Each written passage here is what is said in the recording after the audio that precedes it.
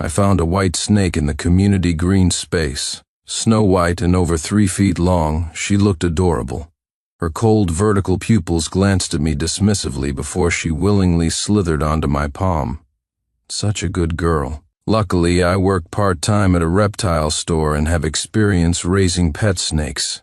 Right then, I supported her belly and tucked her into my bag. If I wasn't worried about scaring other residents in the elevator, I'd have started playing with her right away. Her coloring was just perfect. Snow white, refracting a mysterious pale pink sheen in the dim light. Getting out of the elevator, I pulled out my keys. Suddenly, my bag felt lighter. When I looked, the tip of her tail was already tapping on the smart lock of the apartment across the hall. Oh my God, is this snake becoming sentient? Across the hall was my childhood friend Victoria Miller's apartment. Her parents went on vacation a few days ago, leaving her home alone. I quickly snatched the snake back, gently tapping her head to scold her. Do you even know who lives in there? How dare you try to barge in? If she caught you, you'd end up skinned and stewed into snake soup. I quickly apologized to Victoria's security camera. Sorry. I even lifted my shirt to wipe down her door handle where the snake had touched it. I patted the white snake's head again. You little thing. I don't know if it was my imagination, but the snake seemed to stiffen for a second. But the next moment she stretched her neck towards the keypad lock, flicking her tongue, hiss, against it. Quick as lightning, I coiled her onto my hand, affecting a softer voice to scold her. You naughty little thing. Just wait and see how I deal with you later. She suddenly went still. I frantically apologized to the camera again and hurried home with her. Closing the door behind me, feeling the snake's smooth scales, I was ecstatic. Time to play. At first, she resisted fiercely, craning her neck to escape. But after I gently stroked her for a while, she obediently coiled around my wrist, resting her head on the base of my thumb, flicking her tongue at me constantly. While happily playing with the snake, I filmed a video, marveling white snakes really are the most alluring. Until my eyes met her reddening ones. I don't know why, but I saw 3 parts mockery and 7 parts fury in a snake's eyes. Why did I suddenly get a feeling like I was looking at Victoria? I found a clear storage bin, settled her inside, and prepared to take a shower. But in the time it took me to grab my pajamas, she'd escaped 3 times. Afraid she'd wander off, I carried the bin into the bathroom with me, keeping a close eye on her the whole time. When I quickly finished my shower, she had curled herself into such a tight ball I could barely find her head. Toweling my hair, I teased her. She flicked her tongue, head drooping, but immediately turned away the moment our eyes met, crawling in the opposite direction to hide her head. Why is she getting shy now? I must not have handled her enough.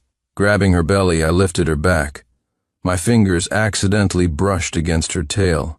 She suddenly shivered, the tip of her upturned tail hooking around my pinky finger. I know the tail and head are sensitive spots for snakes, but I'm a pervert, I admit it. I lightly tapped the tip of her tail with my fingertip. Is my little treasure a boy or a girl? Let this handsome guy check. Before she could react, I grabbed the tip of her tail and gently rolled and squeezed from back to front. She rebelled, nearly twisting herself into a knot on my wrist. But I'm an expert snake handler. How could I let her escape so easily? Holding the tip of her tail, I squeezed gently. Nothing but a bit of liquid came out. I stroked her comfortingly.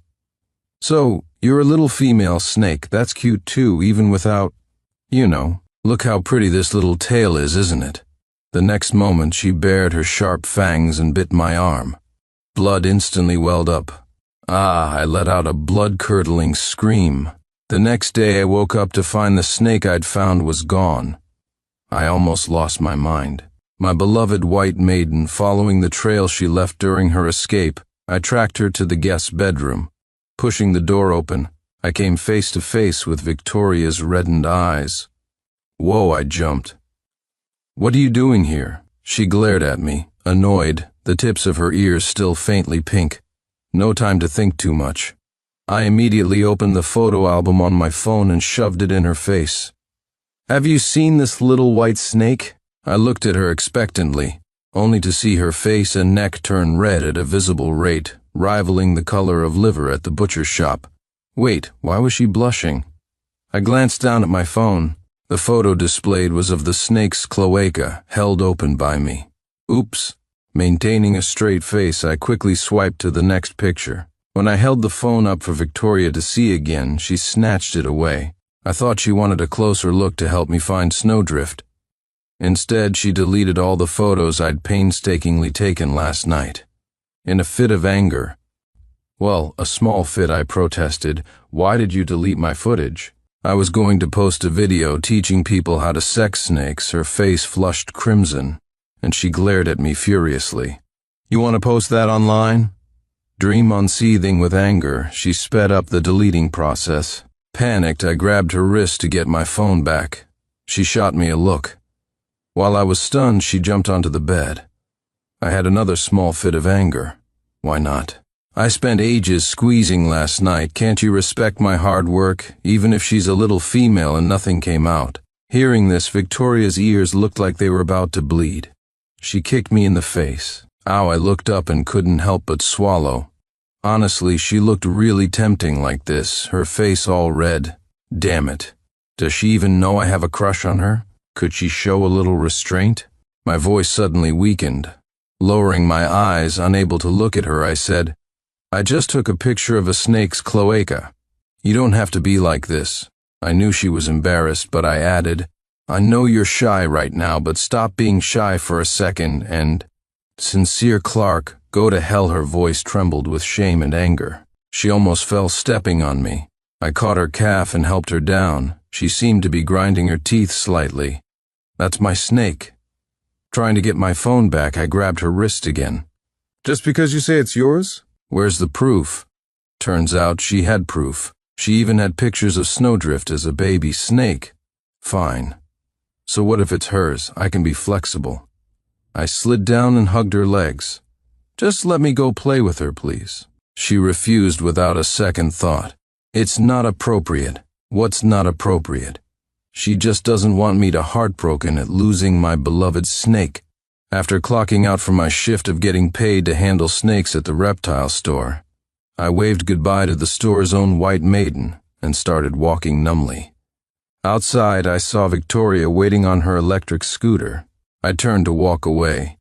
Unless she agreed to let me see Snowdrift, I wasn't going back.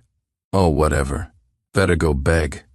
A man's gotta do what a man's gotta do. She caught up to me on her scooter. Just as she was about to speak, someone called my name from behind. Sincere, I turned around. A tall girl was smiling and waving at me. Scarlett Davis. I was quite surprised to see her here. Scarlett and I are both on the student council. We met in a group chat for students from the same area. What are you doing here? Scarlett smiled shyly. My house is nearby. You posted on social media that you work around here part-time. I thought I might run into you. Didn't expect I actually would. Yeah, what a coincidence. And this is... She looked at Victoria beside me. Victoria curved her lips into a smile that made my hair stand on end. Is she going to badmouth me again? I was about to speak, but she beat me to it. Brother, is this your girlfriend? But I remember she didn't look like this last week. I was speechless. I knew it. She was up to no good. It was the same last semester. She came to bring me some big peaches her mother, my godmother, Helen, had sent. She arrived just as a girl from my department was confessing her feelings to me. After I rejected her, the girl kept crying. I was at a loss and shot Victoria a look for help. Instead, she rushed up, linked her arm through mine, and said, Son, is this your classmate? Didn't you say you only liked your young stepmom, me? The girl immediately stopped crying, looking at me strangely. And so, another legend about me was born on campus. Scarlett didn't overthink it. She just smiled sweetly. Oh, so you're Sincere's little sister. Nice to meet you, little sister. I was about to explain, but Scarlett started praising her first. It's okay, I understand. Kids will be kids. Victoria's smile transferred to my face. I pulled out my phone and texted Victoria, Why aren't you smiling anymore, little sister? Are you naturally unsmiling? Victoria parked her scooter, walked up behind me, and squeezed my shoulders, her voice dripping with sarcasm. Brother works so hard part-time to support me. Let me give you a shoulder rub. Damn, she's strong. My face almost contorted in pain. Thanks so much, I managed. Scarlett seemed like a sweet, naive girl. She looked at Victoria and me with envy, not suspecting a thing. You and your sister have such a great relationship. The smile returned to my face. Scarlett continued, Sincere. I remember you like white king snakes, right? My friend's shop just got a new batch. Want to go take a look? Hearing about snakes, I couldn't hide my excitement. Really? Yeah, definitely I've wanted a snake for ages, but my mom won't even let me have a dog, let alone a snake. And the dorms are totally unsuitable. My roommates are scared of baby chicks, never mind snakes. So I can only satisfy my craving by working part-time at the reptile store. Scarlett took out her phone. Let me show you some pictures. Look, they even have newborn two-headed snakes. The sidewalks on either side of the street were narrow. Scarlett came to walk beside me. Victoria followed silently behind us. For some reason, I felt a chill run down my spine the whole way. Scarlett's friend's shop was one street over from where I work. It was newly opened, bigger than my place, with more types of snakes. I was happily handling a white maiden when I suddenly looked up and caught Victoria's intense gaze. For some reason, I felt inexplicably wronged. I zoned out for a moment, patted the snake's head, and put it back in its enclosure.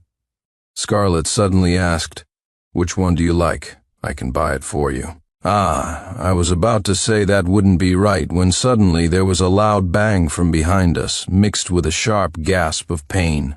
Victoria had tripped over a stool and fallen. Her ankle instantly swelled up to a frightening size. It looked terrible. I quickly helped her sit down, not daring to even touch the ankle, but habitually snarked, Seriously? Are you okay? You managed to fall on flat ground? Victoria has always been delicate. She's allergic to many medications, which is why her family has a dedicated family doctor for her. She forced a smile. I'm fine. My foot's just swollen. Can't walk, that's all. It's okay if it takes some time. Worst case, amputation. Brother is different, though. Those are his favorite snakes. Can't delay that. Crap. She's mad. She's going to make trouble for me. Under Scarlett's awkward gaze, I forced a smile, said goodbye, and practically flew out of there on wings of fire, helping the limping Victoria back to get her scooter and take her home. I was afraid if I stayed a second longer, her glare would burn a hole through me. After the family doctor, Dr. Kingsley, checked her ankle, I sat nearby, scrolling through the videos Scarlett had sent me, grinning so wide my cheekbones hurt. What are you looking at? Victoria grumbled, nudging closer, her chin digging into my shoulder. Maybe her mood was bad because of the sprained ankle. Her hair brushed against my cheek. I instantly froze. Looking at snakes, I said. You won't even let me touch the snowdrift you're keeping. Can't I look at other snakes to satisfy my craving? A moment later, Victoria, blushing, stammered, letting you keep her for a few days isn't impossible, really. My eyes instantly turned into stars. The next second, her face flushed bright red. She glared at me and warned, But you are absolutely forbidden from messing with my snake's cloaca again. I immediately swore an oath. I promise I won't touch it. I'm not a pervert. Victoria gave a cold smile, staring steadily at me. You'd better not be. My snowdrift was back in my arms. Bad news, my parents came back from their business trip. Good news, I could go to Victoria's place to play with the snake. However, every time I went over to her place to play with Snowdrift, she wasn't there. Said she got a tutoring job. It was better if she wasn't there. That way, I could handle Snowdrift with impunity. Can't mess with the cloaca, but gently teasing the tip of her tail is okay, right? Watching the tip of her tail tremble, I got incredibly excited. So alluring, so alluring. How can my little treasure be so alluring? Whose little treasure is this beautiful? Oh, right, mine. I coiled her around one hand. Not enough. used both hands, watching her continuously wrap and tighten around my wrists. When she wrapped tightly, she even left red marks on my wrist. I let out a huge squeal, frantically nuzzling her. Just when I was getting too weird, smack, she whipped her tail across my face. In just half a month, my video account was filled with clips of me playing with her. Every time Scarlett invited me to go see snakes, Snowdrift would proactively wrap around my wrist. Playing with her. Snake-addled, I completely forgot about Scarlett. Tonight, after dinner, I was about to dash over to Victoria's house when my mom stopped me. She stuffed something into my pocket and added a warning. "I won't interfere with young people's affairs, but please, protect yourself." Huh? Did she find out I've been going out to play with snakes? I'll have to be sneakier next time. The moment I pushed the door open, I heard the sound of water running from the bathroom. I was about to stand at the door and yell to scare her, but the bathroom door opened, steam billowing out. I saw Victoria, dragging a white snake tail, slowly slithering out. Holy crap, my childhood friend is actually a snake. I turned to run, but her wet snake tail instantly wrapped around my waist, pinning me against the door. The tip of that tail had that familiar little red spot. So my childhood friend was the white king snake I'd almost handled smooth. Why run? Don't you like touching? Her voice was unusually seductive. Her hand rested on my shoulder, her breath fanning the back of my ear so hot it made me shiver. A wave of surasuri tingling heat shot up my spine. I definitely never encountered a situation like this. I'm inexperienced, I admit it. The snake tail coiled tighter and tighter, even slipping under the hem of my shirt. The cool snake tail pressed directly against my lower back. I shivered again. What is she doing? I'm never playing with snakes again. I swallowed nervously, gently grabbing the tip of her tail, trying to pull it away, but she wrapped me tighter. Her voice was muffled, strangely grieved, wronged.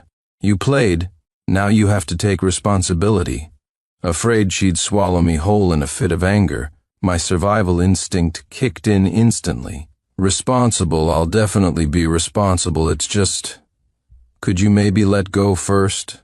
Victoria said troubledly. Probably not. You've stimulated me too much these past few days. It triggered my estrus. Well, what? What period? I was stunned. I have that kind of power? Victoria had somehow fished a small foil packet out of my pocket. She held it up, looked at it, and chuckled. So, you came looking for me so early tonight because you got tired of playing with the snake and wanted to play with me? My face burned. No, sis, can you please not say things like that? How did this end up in my clothes? I snatched it back, my mouth faster than my brain. Tisk, why are you speaking the truth? No, listen to my explanation, I could have cried. But she rolled me directly onto the bed. Before, I handled the snake. Now the snake was handling me. Honestly, it was a strangely fascinating experience. The white snake tail glowed with a beautiful pale pink sheen. The tip of her tail hooked around my pinky, tightening bit by bit, like a small animal desperate for comfort. I was forced to observe the ring of mystical white scales around Victoria's waist up close. I couldn't resist touching and poking them. Soft, felt good. I never expected that even though she looks thin, she actually has such a great figure. Victoria suddenly grabbed my hand, her damp eyelashes trembling. Come on, climb on my back. No way would I still be human then. I can't take advantage of you like this. My rationality was crumbling. I despised myself. Her voice was muffled. This is my first estrus since coming of age. I'm just a little snake who doesn't know anything. I stubbornly held my ground. Pouting won't work. But then I saw her damp, pitiful eyes and they hit me right in the heart. Can't resist this. Who could resist this? Victoria and I knew each other since we were kids, but we were enemies from the start, because at first glance she mistook me for a pretty little girl, rushed up, held my face, and planted a kiss. Such a pretty little sister. Did Mommy secretly have you for me?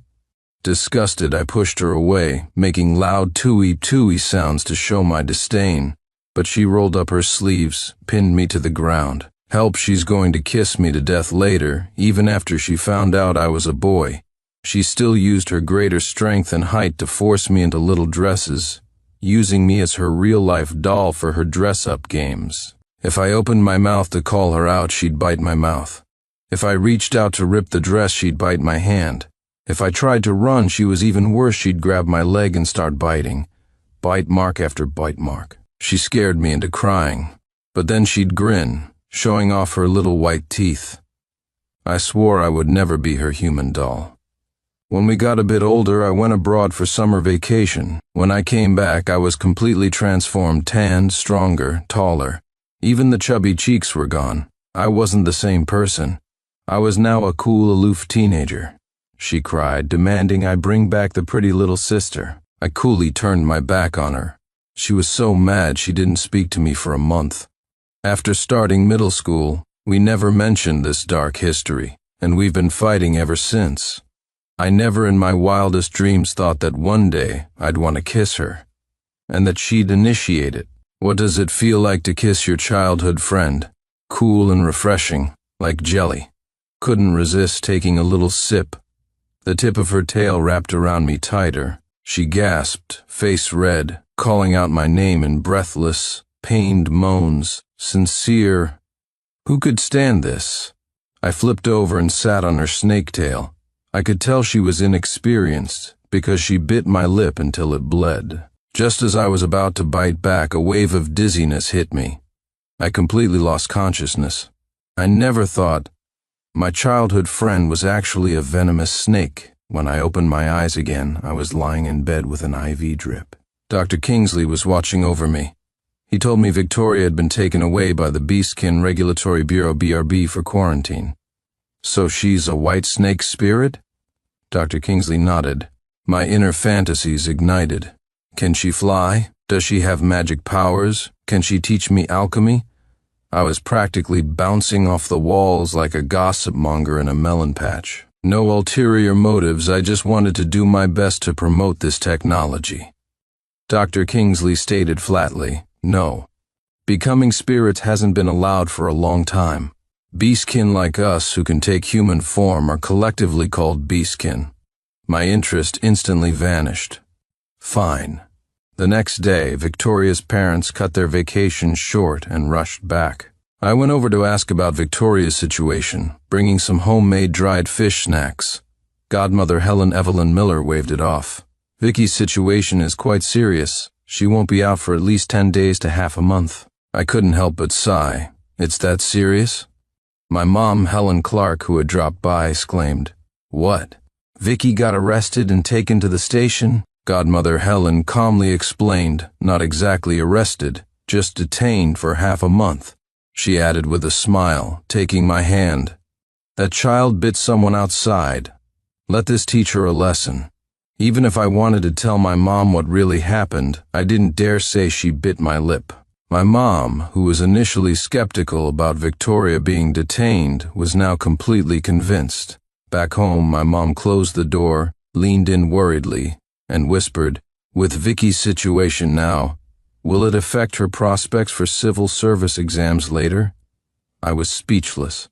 My mom clenched her fist, gripping my hand. "How about this? When you two get married, the house and money will all be in her name. But don't officially register the marriage. It'll be better for the kid that way." My dear mother, have you ever thought about me? Losing my beloved snake again, venting online wasn't enough. I turned around and posted on my social media feed, visible only to Victoria, day 1 without snowdrift. Miss her. Broken heart emoji, day 2 without snowdrift. Having one on each arm is the karma I deserve. Video of me handling a corn snake in each hand, day 3 without snowdrift. So happy. Bull snake hanging around my neck. Day 4 without snowdrift, but I basically own a forest. Day 7 without snowdrift, done playing with snakes. Late night barbecue plans. Just as I was eating barbecue outside, a video call from Victoria came through. I answered.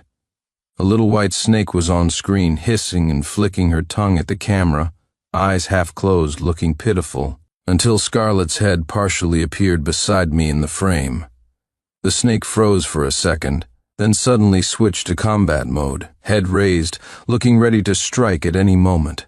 Scarlett said, "Sincere, try this grilled beef fat. It's the best here. Melts in your mouth, really milky." Seeing Scarlett offer a skewer of beef fat to my mouth about to feed me, the snake's eyes turned red. She looked down with a hint of malice, looking like she wanted to jump right out of the screen. Originally, I'd planned this barbecue with my CO workers from the reptile store, but on the way we ran into Scarlett and her friend. She said she knew a fantastic old barbecue joint. As foodies, we were instantly tempted and decided to go together. Scarlett frowned, looking worried. "Is this the white maiden you're keeping? She seems a bit aggressive. Maybe you should consider getting a gentler hognose snake? They're pink and really cute too." The Victoria in the video became even more agitated, tail slapping against the screen, constantly spitting towards Scarlett, who was in view. Scarlett's frown deepened. "Is she always like this?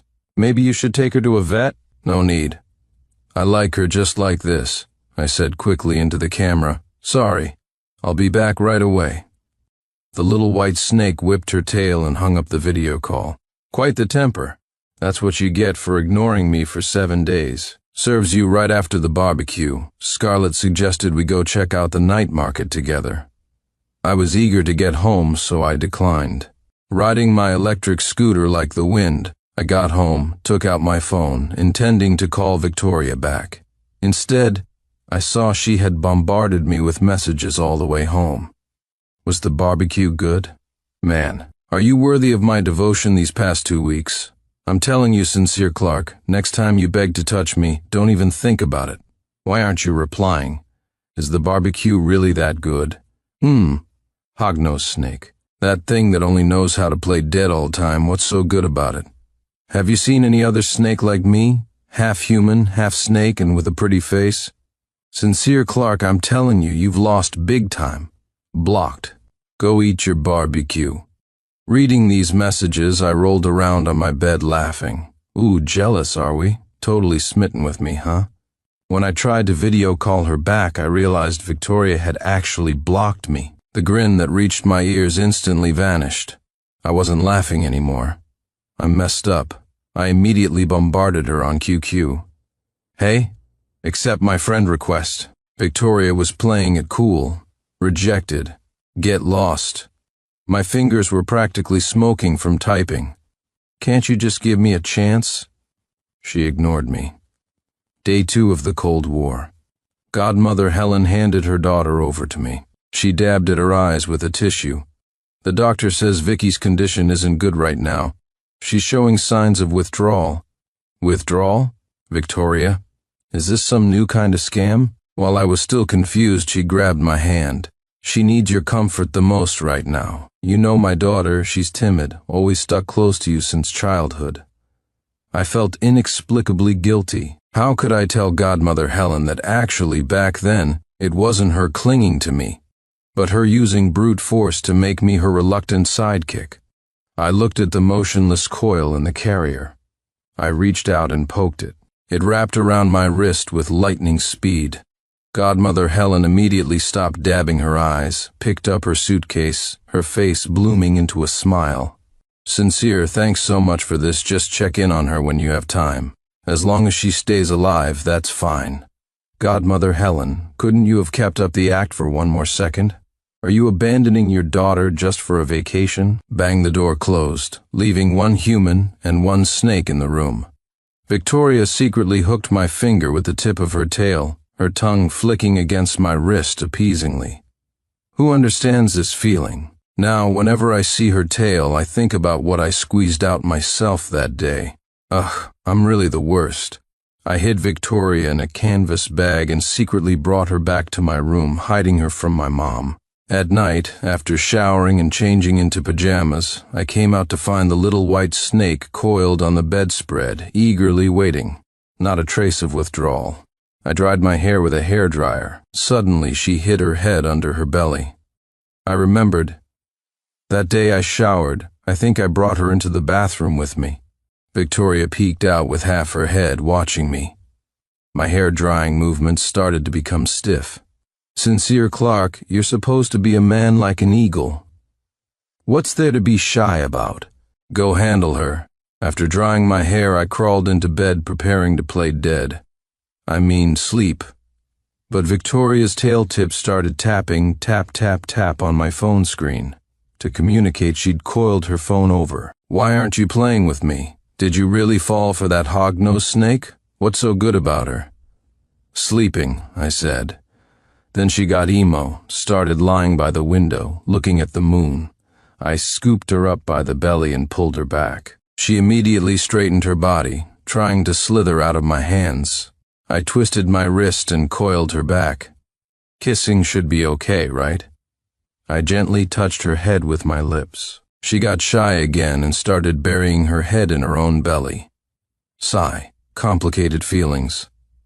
I placed her beside my pillow, turned off the light, and went to sleep. In the middle of the night, sleeping soundly, I suddenly felt my palm being scratched. Something cold leaned against me. Opening my eyes, I saw Victoria's face magnified in front of mine. She was using my finger to unlock my phone, adding herself back on WeChat. Looked like she wanted to give me a surprise. I watched her finish the whole process and asked quietly, "Done pretending to be a snake?" Victoria stiffened for a moment, then quickly shoved her beautiful snake tail into my hands. "For you to play with," she added, blushing. "It's not only white, but also very smooth. Hognose snakes can't compare at all." After my last day of work, I collected my wages, had a farewell dinner with colleagues, and prepared to head back to university next week. Victoria had already bought the tickets half a month in advance, otherwise we wouldn't have gotten any. A few days before returning, I played basketball with my buddies and ended up twisting my ankle. I didn't think much of it. That's me. I have to suffer a bit before realizing my life is precious. So by the time the pain drove me to the hospital, it was already fractured. Now here I was, cast on my leg, waiting in the train station waiting room. Victoria went to buy water. I was lying there, practically lifeless. Suddenly Scarlett appeared, pushing her luggage. "Sincere, what happened?" My foot hurt too much to talk. I just looked at Scarlett and shook my head weakly. "It's nothing. You don't look well. Are you really okay?" I shook my head again. Just as she put down her bag and was about to sit, Victoria ran back. She slammed the water she just bought into my arms, clearly annoyed. She squeezed in next to me. "It's fine. My brother has me. He needs to work like crazy to support me, you know?" "Okay." Scarlett awkwardly shifted one seat over. "Is your brother all right?" Her head leaned closer. "He's fine. Cheated too many times so his leg broke," Victoria said. I didn't dare make a sound. Scarlett murmured, oh, and didn't ask further. I lay there half dead, listening to them chat. Little sister, maybe I could add you on WeChat?" Victoria smiled. "Sure, let me scan yours." I remembered when we bought tickets, Scarlett had asked if I wanted to buy them together. Victoria found out and immediately refused for me, saying she was introverted and couldn't socialize at all. What was she doing now? Once on the train, I put on my hat and retreated into myself. After dozing off for a bit, I felt slightly better. I opened my eyes to see Victoria furiously tapping on her phone, looking murderous. "What's wrong?" Victoria quickly turned off her phone screen. I only caught a glimpse of Scarlett's profile picture. "Did she upset you?" "It's nothing," she said. The next moment she smiled. "If you dare cheat on me, I'll break all 3 of your legs." I nodded vigorously, terrified. After the train arrived, I was fully revived. I was that eagle-like man again. I pushed my suitcase, limping quickly. We boarded separate campus buses heading to different dorms. A WeChat message popped up from Victoria. "You'll miss me, right?" Strange. It's been over a month. Is her estrus still not over? Suddenly, a message from Scarlett appeared. "Want to hang out tonight?" I replied that I was hanging out with my dorm mates, maybe next time. She sent back a sad, pouting emoji. Not long after school started, orientation week arrived. Both Scarlett and I were on the department student council, volunteering to help freshmen with registration. At noon, under the blazing summer sun, I sat in the shaded tent, fanning myself with a school map brochure. My minifan had died that morning and was charging in my dorm. Freshmen trickled in. I held up a sun umbrella, guiding a few directionally challenged students. By the time I got back to the main tent, I was drenched in sweat. Just then, Victoria rode up on her electric scooter, looking bright and gorgeous, incredibly eye-catching. She stopped in front of me, ostentatiously holding an iced lemon tea and taking a big gulp right in my face. "Senior, thanks for your hard work." After finishing, she zipped away on her scooter. "Keep up the good work, Senior." A few days ago, Victoria and I had argued on WeChat because I wanted to get close, but she refused. But I just wanted to touch her snake tail. "I'm pure." I promised the classmates in the tent saw this, pulled me aside and whispered, "Isn't that Victoria Miller from computer science? The department beauty Sincere, you know her? Girlfriend?" I gulped down half a bottle of mineral water, forcefully screwing the cap back on, ignoring their gossip. Someone leaned in and whispered, "I heard her family situation is kinda complicated." Someone else asked, "How so?" "I heard she's actually a young stepmom, has a son around her age. She even chased him all the way to this school." "Whoa, that explosive? Sincere, you know her, right? Is this true?" I was instantly speechless. If they knew the son she was talking about was me, I'd die of embarrassment.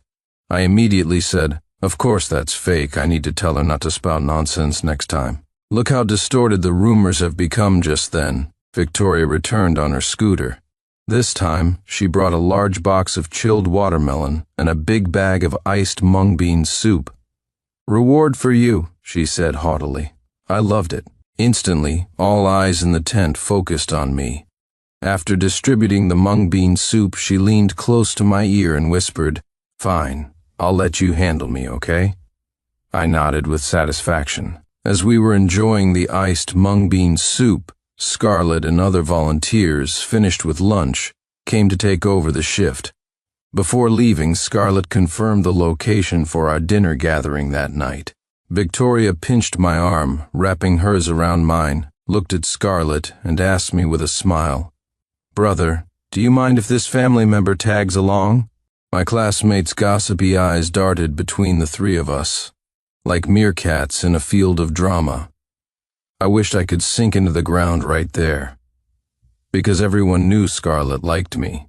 She had confessed during a gathering after school started, but I had firmly rejected her. Someone spread the story, and soon the whole department knew.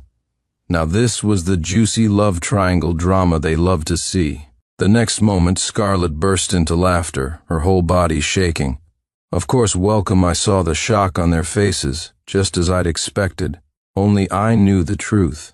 Scarlett, that sweet and naive girl, genuinely thought Victoria was my actual sister.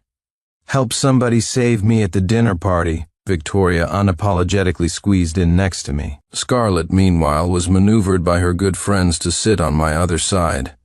The gossip spotlight scanned back and forth between the three of us. I felt like I was walking on thin ice, head down, stuffing my face, determined not to give them any fuel for gossip. Everyone was having fun. Drinking started. I initially told Victoria not to drink, but she felt I was looking down on her and defiantly poured herself a large glass. After 3 sips, she was completely drunk, looking totally out of it. As I was pulling her up to take her back, she suddenly threw her arms around me, her voice coy. "Didn't you want to handle me? Come here and kiss me and I'll let you." I became the center of gossip again. Their excited eyes felt like they were burning holes in me. Scarlett, who had been scooting her plastic stool closer, froze instantly, staring blankly at Victoria, looking completely shattered. She cried out, aggrieved, "Aren't you Sincere's sister?" Victoria grabbed my hand and declared righteously, "Yes, that's right, I'm his dear sister from another Mr. and Mrs. Carrying Victoria's bag. I laughed awkwardly, meeting everyone's blazing stares and Scarlett's heartbroken expression. I immediately tried to make a getaway with Victoria, but I had to admit this feeling partly social death, partly thrilling was kind of amazing. In the taxi, I leaned close to her ear and whispered, "Can I handle you tonight?" After much coaxing, I added, "Just turn into a little snake. Coiling around my hand is fine too. Please?" She manually turned my head away, her face beet red. No, if you don't go back to your dorm, rumors about us will be flying everywhere tomorrow. What does it matter? You already said if I kissed you, you'd let me handle you. Now you won't even let me do that. Aren't you breaking your promise? She let out a shy humph and said softly, "We'll talk on the weekend." Then she gave me a quick kiss and collapsed into my arms, falling asleep in the car. Early the next morning, I was holding a bouquet of sunflowers, ready to pick up my girlfriend for her 8 a.m. class. She'd definitely be sad if she woke up and didn't see me.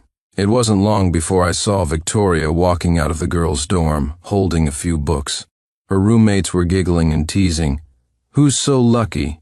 Even has a boyfriend pick her up for an 8 a.m. class. Well, we'll head off first. Then I walked over and handed her the flowers. Flowers for you, hand for me. Watching her clutch the sunflowers tightly, my heart swelled. On the weekend, Victoria and I had arranged to get a room. The moment she walked in, I stared at her intently. Come on. I can't wait any longer. I paused, then continued. Can't wait to handle the snake. She grabbed my hand, her expression serious, seeking confirmation. You really like me, right? Not just because I'm a snake? I cupped her face and kissed her. Baby, of course, she said. So, do you want to handle a snake while also striving for our future life together? This damn sweetness. Let me taste it.